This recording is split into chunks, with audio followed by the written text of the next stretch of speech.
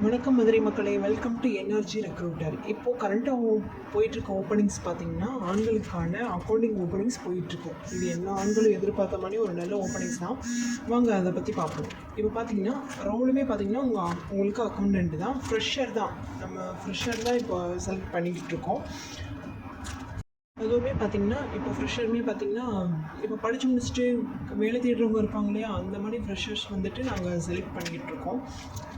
அது மாதிரி freshers candidate யாராவது இருந்தீங்கன்னா இந்த ஒர்க்குக்கு நீங்கள் எலிஜிபிள் தான். அதே மாதிரி பார்த்தீங்கன்னா ஜெண்டருமே மேல் கேண்டிடேட் தான் கேட்டிருக்காங்க. அதுவுமே உங்களுக்கு ஸ்கில் வந்துட்டு டேலி மோஸ்ட்டாக தெரிஞ்சிருக்கணும். ஸோ அந்த டேலி வச்சு தான் வந்துட்டு டேலி கோர்ஸ் முடிச்சிருக்கேன், எனக்கு டேலி தெரியும், அந்த மாதிரி இருக்கிறவங்களும் இதுக்கு எலிஜிபிள் தான். அதே மாதிரி சேலரியுமே பார்த்திங்கன்னா உங்களுக்கு 8 to 10 அந்த மாதிரி தான் கொடுக்குறாங்க. இது உங்களுக்கு கம்ஃபர்டபுளான ஒரு சேலரி பேக்கேஜ்னு நினைக்கிறேன். ஃப்ரெஷராக இருந்தாலும் ஓகே, நீங்கள் பிகாம் படிச்சிருந்தாலும் டேலி முடிச்சிருந்தாலும் இந்த ஒர்க்குக்காக நீங்கள் எலிஜிபிள் பர்சன் தான், ஓகேங்களா. அதே மாதிரி பார்த்தீங்கன்னா உங்களுக்கு டைமும் ரொம்ப சிம்பிளான டைம் தாங்க. Morning 10 to